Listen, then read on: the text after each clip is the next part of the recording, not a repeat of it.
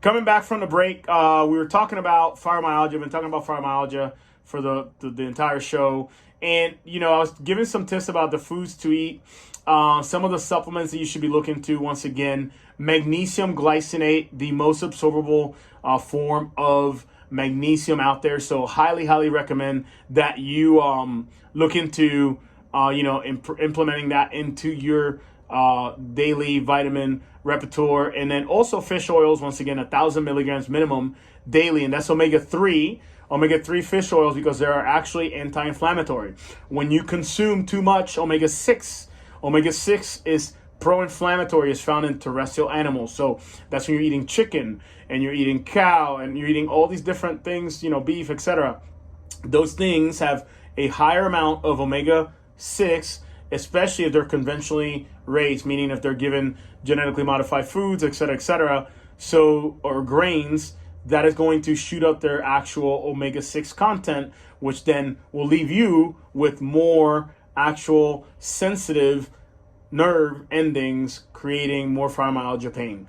And like I said, vitamin D3, 5,000 international units daily, because vitamin D deficiency in America, it should actually be considered a pandemic, because nearly 90% of adults in America are actually deficient in this essential nutrient, meaning that you cannot create it in your body, meaning that you have to take it, and then your body through sunlight converts it to 2,5 blah blah blah cholecalciferol. I'm not going to go through the name, but nonetheless, you have to consume it in your diet in order for the body to be able to activate it on your skin. And that's what people talk about, getting some sunlight.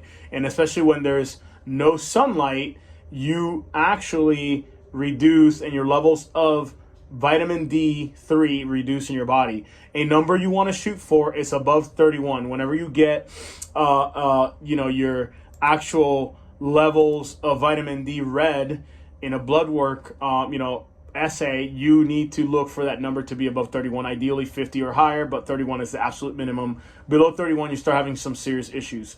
One of the last things, and one of my favorite actual supplements that I highly recommend to everybody, is actual curcumin. Curcumin is the actual pigment inside of turmeric, which is a tuber root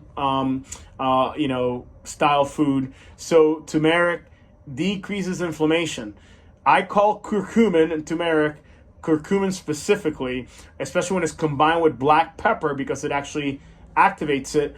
I call that nature's ibuprofen. So if you want to reduce inflammation, which one of the things that the Mayo Clinic was saying regarding actual fibromyalgia pain and how to reduce it was an NSAID, or non-steroidal anti-inflammatory drug.